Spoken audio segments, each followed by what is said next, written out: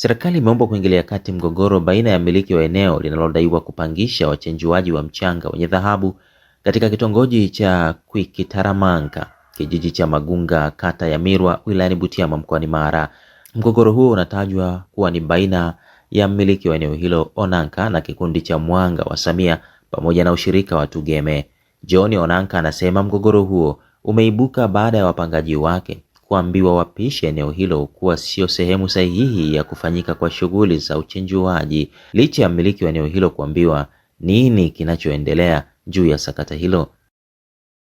Maeneo hayo kuna baadhi ya maleseni wamepewa wana vikundi kama Mwanga wa Samia, Tugeme, au walipewa leseni ya uchimbaji, lakini kiujumla utaratibu wanaoitumia sijui, kwa sababu kwenye leseni za serikali ya Jamhuri ya Muungano wa Tanzania, nyuma ya leseni kuna vielelezo vilivyotolewa na serikali kwa utaratibu wa mtu anayemiliki ardhi na taratibu za leseni za uchimbaji wa madini. Sasa sijaelewa kwa nini wanatumia kauli ya kuhamisha watu kwenye maeneo yangu ambayo niliachiwa na baba yangu, ambao wametengeneza miaro ya kuchenjua mchanga wa dhahabu. Wenye leseni wanakuja kuwatoa, tena wanapewa muda mfupi waondoke. Tarehe 19 mwezi huu inatakiwa waondoke, na sababu za kuwaotoa, mimi mwenyewe kama mwenye ardhi sijaitwa popote pale au sijakaa na wamiliki wa leseni kujua kwamba haki yangu naipataje, kwa sababu mimi ni mmiliki wa ardhi kwa juu. Chini ni ardhi ya serikali ambayo imewapa leseni. Onanka anasema kuwa kipato ambacho kimekuwa kikipatikana hapo kimekuwa kikisaidia familia na kuomba sasa serikali kuingilia kati ili kujua taratibu za umiliki wa ardhi. Kutokana na hayo na yanayotokea kwamba wanafukuzwa wapangaji wangu, ambao hao wapangaji ndio wanaolipa kodi zao. Mama anatumia, mama mzazi, baba alishafariki, na ninapokuwa hospitalini Seketule, lakini ninapokuwa hospitalini napata jumbe kwamba viongozi wa Tugeme wamefika kwenye maeneo ya Mwaruni kwenu, wamesema wapangaji wa pale wahame.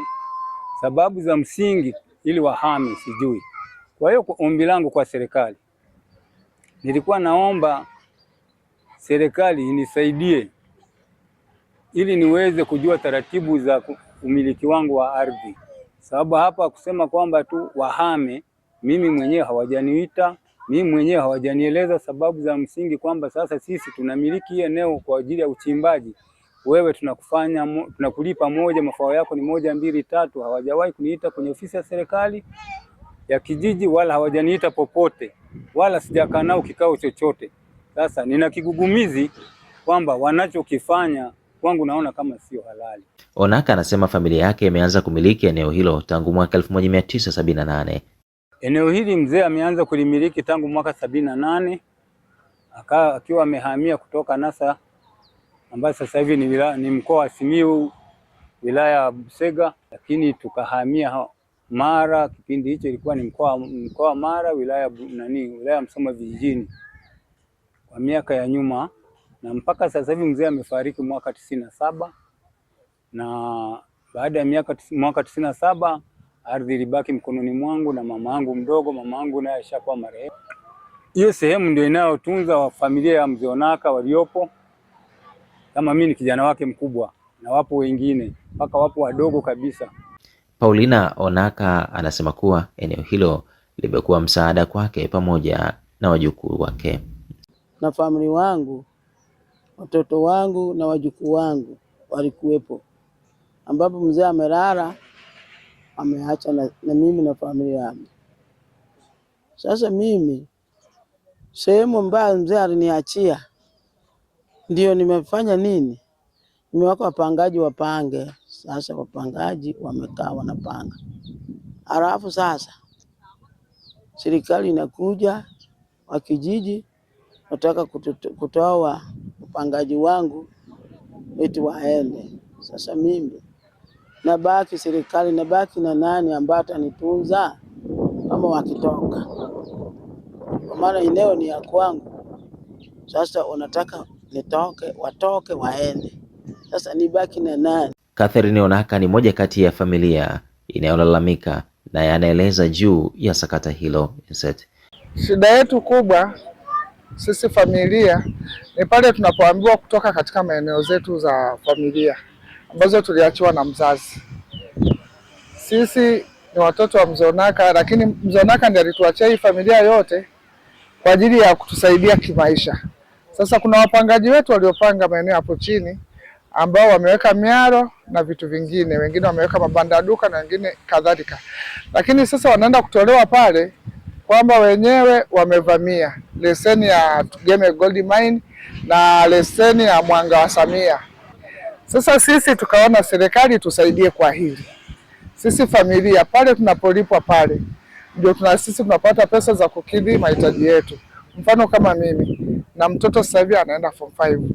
Sina pato lolote. Pato langu nategemea katika hili eneo ambayo mzazi alituachia. Maana alitukatia vitalu. Na hivyo vitalu tulivyokatiwa ndio hivyo pia tunanyang'anywa tena. Sasa tunaomba serikali itusaidie kwa hili.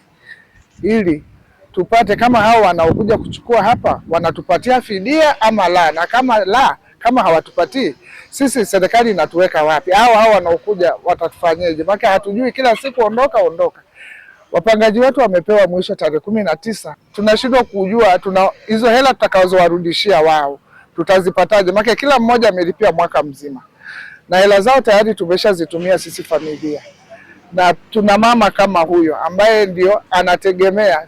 Sisi hatuna vibarua vingine wala kazi zingine, tunategemea tupewe hapo. Mfano kama hao waliojenga mabanda hayo wanatulipa, ndio tunamsaidia huyo mama, na sisi pia tunajikimu.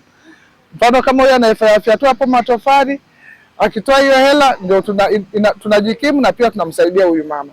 Sasa tunashindwa kujua tunafanyeje. Tunaomba sana serikali itusaidie kwa hili.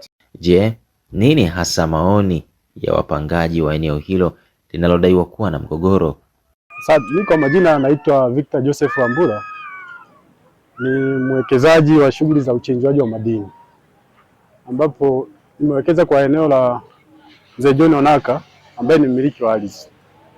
Hapo awali sisi wakati tunapewa hilo eneo ni baada ya maeneo ya Irasanilo Gold Mine kuwa yamepungua. Kwa hiyo aliyokuwepo manager wa Irasanilo Gold Mine tulipeleka maombi.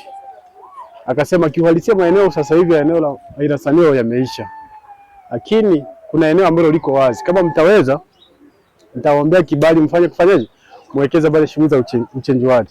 Basi taratibu zikafuatwa, tukapewa kibali cha kuwekeza pale.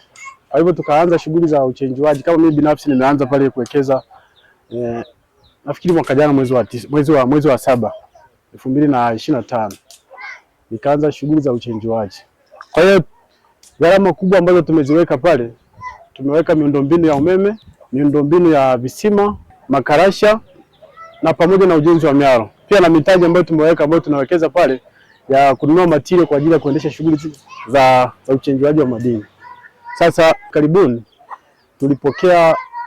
tuliitwa wamiliki wa maeneo haya ambayo tumepanga kwa John Onaka. Tukasomewa barua pale na mfanyakazi, yani mwakilishi kutoka ofisi ya RMO, akituagiza kuwa eneo hilo sasa hamtakiwi kufanya shughuli za uchenjuaji wa madini, kuwa ni eneo la bonde. Sasa sisi ambao tumepanga pale tukawa tunajiuliza, unapewa eneo la notice ya mwezi mmoja, haujui utapeleka wapi material, gharama uliyoweka pale ni kubwa. Sasa mtu anapokuja kutangazia, kwa kweli tulipata mshtuko mkubwa sana. Tukasema sasa kama serikali ilituruhusu hapo awali kwa maombi aliyokuwa mine manager wa eneo hilo, akasema eneo lililopo limejaa na waruhusu mfanye kazi, inakuwaje hivi sasa hivi panafanyika mabadiliko ya ghafla hivi kuja kutuondoa pale? Kiukweli tulipata mshtuko mkubwa. Na ukiangalia kiuhalisia tuliowekeza pale si wengi wenye mitaji ya kwao binafsi. Wengi wao wamekopa kwenye taasisi za fedha.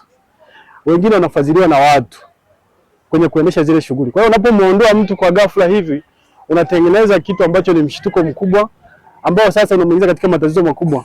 Hawezi kupata hiyo hela kwa wakati, au kuondoa hela material kuyapeleka plant ni mchakato mrefu.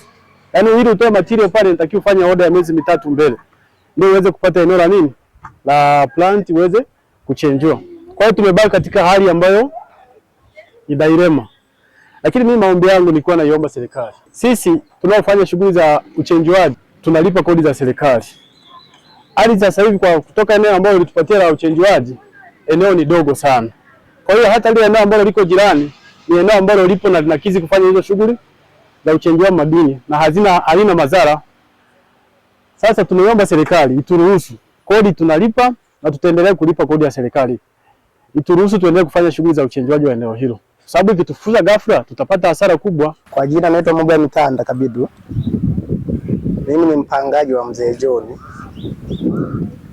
Tulipata taarifa ya kwamba tunahamishwa. Hiyo taarifa mimi imenishtua sana.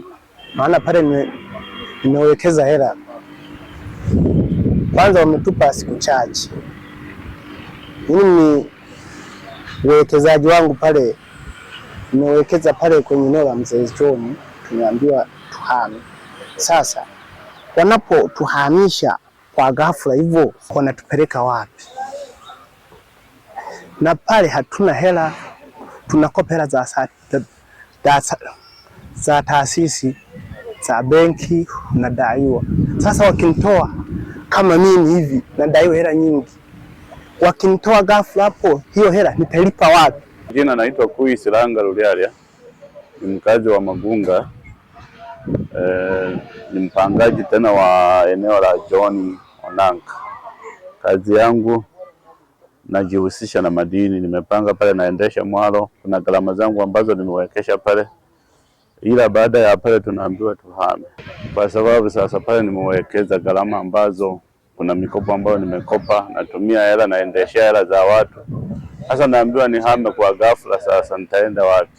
Maana maombi yangu tulikuwa tunaomba serikali angalau hata hili jambo itusaidie. Mguu na Njia Cleo 24 inawatafuta walalamikiwa ambao ni Mwanga wa Samia pamoja na ushirika wa Tugeme, ambapo uongozi wa Tugeme wanasema kuwa eneo hilo kwa sasa linatumika kinyume na sheria, ambapo uongozi wa Mwanga wa Samia haukupatikana ili kufafanua juu ya sakata hilo. Anaitwa Musa Rashidi Karadenga, ni mchimbaji wa madini na ni mwanachama wa Tugeme Gold Mine. Sisi tumekuwepo katika uchimbaji hapa tangu 2008, ndipo tulipounda ushirika wa Tugeme. Tuliunda ushirika wa Tugeme tukiunganishwa na maduara manne, tukaamua kuunda ushirika wa uchimbaji madini. Na tulipounda ule ushirika, baadaye tulikuwa hatujapewa rasmi leseni, ikaja serikali kugawa maleseni, tukajikuta tumewekeza katika maduara tofauti tofauti, tukaamua kuunda kikundi cha Irasaniro ambacho kilituunganisha wachimbaji wote wa madini. Lakini katika kikundi cha Irasaniro tulikuwa tumepata maeneo machache ya leseni, kukabakia eneo lingine ambalo tayari hawa ushirika wa Tugeme ndiko wanakofanyia kazi. Baada ya hapo ushirika ule wa Tugeme ulikaa ukafikiria eneo wanapofanyia kazi hauna leseni, wakaomba leseni, ndio wamepewa leseni ushirika wa Tugeme huko wanakofanyia kazi, na ambako kumeunganisha moja kwa moja mpaka maeneo ambayo ni vyanzo vya maji. Wakati ukipewa leseni, tumetahadharishwa kwamba kule kwenye vyanzo vya maji kusifanyike kazi zozote za uchenjuaji na nini, ili mradi kazi zozote zisifanyike kwa ajili ya usalama wa wananchi. Kwa hiyo yale maeneo tuliamua kuyaacha. Miaro tumeiweka kulingana na jinsi walivyokuwa wametuelekeza kwamba miaro ianzie sehemu hii iishie sehemu fulani. Kwa hiyo sehemu zile zingine zote tukaziacha watu. Baadaye tukakuta watu wamewekeza miaro sehemu hizo ambazo ni sehemu hazitakiwi. Sisi tukakaa tukahoji, nani wanaweka miaro hii? Ilibidi tuwafate watu wa madini. Watu wa madini wakasema wao hawajagawa maeneo yao kwa ajili ya miaro. Wakasema hawajagawa maeneo yale kwa ajili ya miaro, kwa hiyo wale walioweka wamevamia. Wale wakasema sisi hatujavamia. Hoji kaanza, ikaonekana wakaambiwa sasa tunaombeni kama mjavamia mlete vielelezo ambavyo vinaonyesha kwamba mmegawiwa na nani. Na bila kama kuleta vielelezo Kama hamtakuwa mmeleta, inabidi mpaka kufikia tarehe 19 mwezi wa 6 muwe mmeondosha miaro yote pale. Kwa hiyo ndicho kitu ambacho kinafanyika mpaka sasa hivi, na sisi kama Tugeme tumesema hatutajihusisha katika hilo lote, kwa sababu tunaelewa taratibu za uchimbaji wakati tunapatiwa leseni, kwamba tulitahadharishwa vitu vingine visifanyike katika maeneo haya ambayo hayafai kufanyiwa uchenjuaji. Mimi kwa jina naitwa Boniface Makene, ni katibu wa ushirika Tugeme. Kwenye hili nalosema kwamba sisi tunawanyang'anya maeneo, si kweli. Sisi tuko kama Tugeme tumepewa leseni ya uchimbaji kwenye maeneo yetu, lakini kwenye vyanzo vya maji tulizuiliwa, haturuhusiwi kuweka vitu vyovyote vinavyohitajika na uchimbaji wa madini, hususani uchenjuaji wa mercury kwenye vyanzo vya maji haitakiwi. Kwa maana hiyo sisi lile eneo tunalisemea kwa sababu liko kwenye leseni yetu, na leseni yetu hairuhusu kuvunja sheria za serikali, kwamba kwenye vyanzo vya serikali unaenda kuweka uchenjuaji wa madini pale. Kwa hiyo mimi nafikiri hilo tu ndio maana sisi tunalinda ni mazingira peke yake, hakuna kitu kingine ambacho tunakifanya. Tunasimamia tu sheria, tukishindwa kulinda mazingira leseni yetu itafutwa.